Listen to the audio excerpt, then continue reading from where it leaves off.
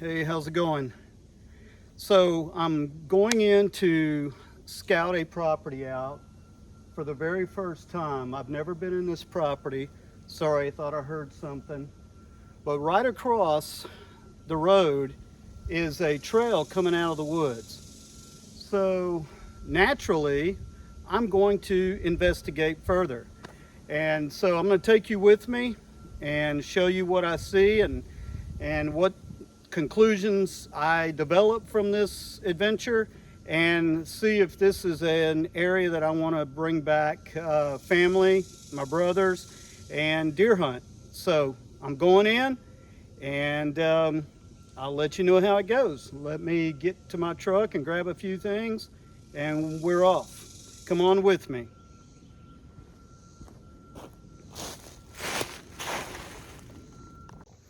Okay, so something I've noticed as soon as I got into the woods, uh, there's a road running this way, and then there's a fence line here running this way. So parallel to this fence line, I have just hit a trail. Now, the thing about this trail is I'm gonna try to show it to you the best I can, but so I'm standing on this trail and it's going this way. And you're looking like, well, I don't see a trail. Well, sometimes your trail is not gonna be bare ground like the one I showed you on the road. The leaves are beat down. It's very dry here right now. So the leaves are beat down and crushed. And so that's one sign compared to the leaves on either side of the trail. The other thing is when I step off of the trail, the ground is a little bit softer. And when I step onto the trail, it's hard. And it's also harder I can feel under my feet, I can feel it's rough from previous rains when it was wet. And when the deer are walking on it, their little hooves sink, and so their small pointed hooves sink into the ground, and then when it dries you can feel that under your feet. So that's another way of finding old deer trails when you're scouting. It's not always going to be bare ground to the dirt, especially not like some of the cow trails I've shown you in previous videos. This is a trail that's still being used right now because, like I said, the crushed leaves, and I can feel where the ground is pitted almost from previous activity and traffic. All right, so there's one way to find a trail. Now, also, what I could find along this trail is if there's any bucks that are in this area. I'm not going to find fresh rubs on trees, but I'll probably find some old rubs on trees, and I'll show you those as I find them. So that's another sure sign, because in this part of the country, the deer are the only ones scraping the trees like that. So I'll get back with you as I continue. Something else I want to show you. I've come to a grassy area, and I'm hoping you can see the grass laying down, which tells me whatever it is, it's moving in that direction. So I am seeing some older tracks here. Like I said, it's July. No, it's August now. And it is very dry, very hot. And it continues this way. And then you can see how it's running that way as well. So it's definitely a game trail. And like I said, this could be hogs cutting through here for it to be such a wide and disturbed path, or it could be just an old deer trail, wild game, both deer and hog, using this trail frequently. And that's what I'm hoping for, that it's frequent use. Let's see what we have over here. Okay, got a good honey locust tree, so I'm willing to bet they will definitely stay close to this tree. Got a little opening here. I tell you, this would be a great spot to set up along this trail. Easily able to conceal yourself with these western red cedars at your back to break up your silhouette. So I'm just going to continue down this trail. I see some honey locust seed pods on the ground.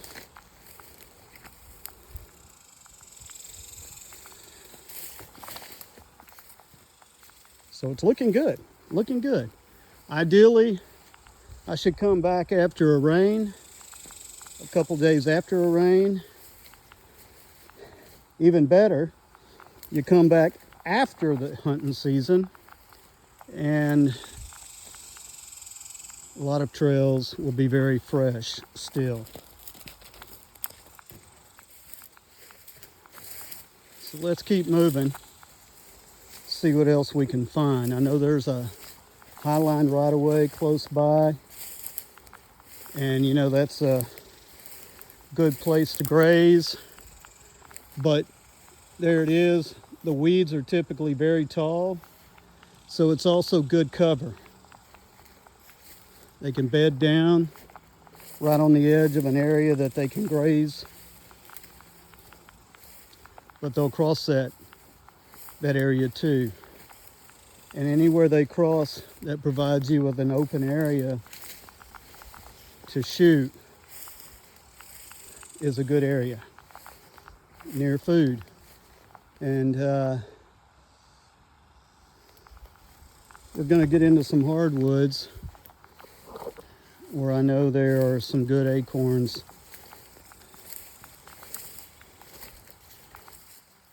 And we're not far from a lake and a spillway, giving away some hints where they have water. And there's also a creek that runs through this area. Okay, I'm gonna keep looking.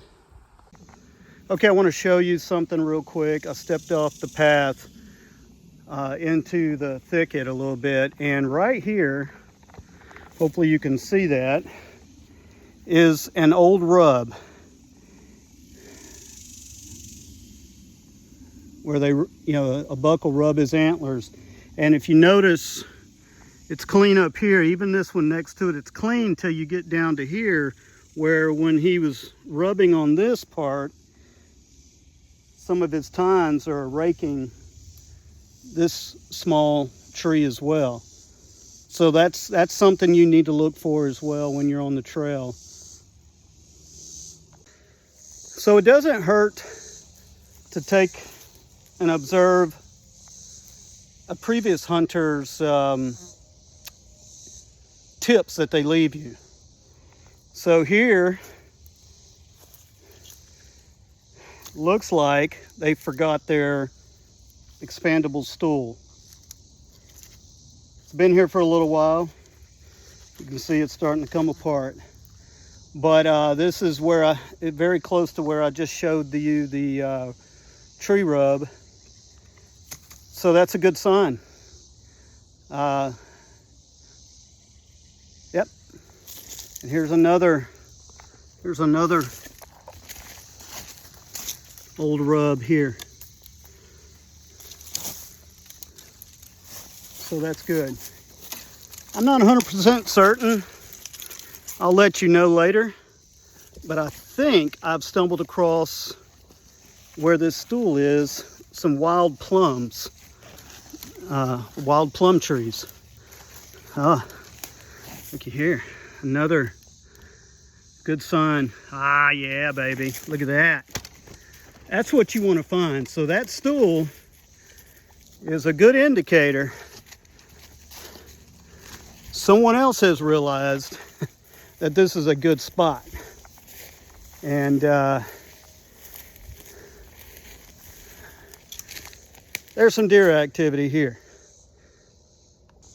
So I am going to mark this location on my GPS mapping system so I can locate this area again. Look at that. Look at that.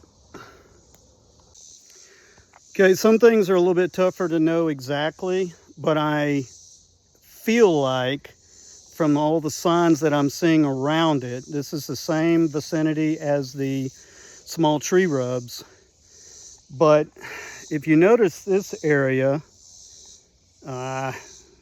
being clear as could be where some pawing and scraping has been happening, and then just the branches above it, you know, just look like they've been used for a little bit of raking and licking. So I'm just going to say that it seems like, but with all the other signs and evidence around, I'm going to tell myself that's exactly what it is. Okay. Look at all of the Hunalocust seed pods on the ground. They're old, they're dry, worthless, except they're not worthless in telling me that this is a good food source very close to the clearing for the high wire line, the easement, the rubs, and the scrapes that we've seen so far, and the droppings. I feel like we have found a potentially good spot to hunt. As I was saying earlier about these highline easements, they make for great bedding. As you can see, this matted down area here, another matted down area there. Taller the weeds, there's probably a mother with her fawns hanging out here, and so they're definitely taking advantage of the tall weeds to conceal their offspring. I would too. We got another one going back in. Call somebody today and tell them you love them, you care about them, and you're thinking about them. You never know what someone's going through and how much a phone call or a face-to-face would mean to them right now. Reach out. Reach out. Tell them you love them. Okay, I'm back at my truck. I've got some really good footage of some trails, a lot of good signs demonstrating activity from recent and last season. It's 98 degrees out here. I am going to hydrate, turn on the AC in my truck, and get out of here. Until next time, I'll be back.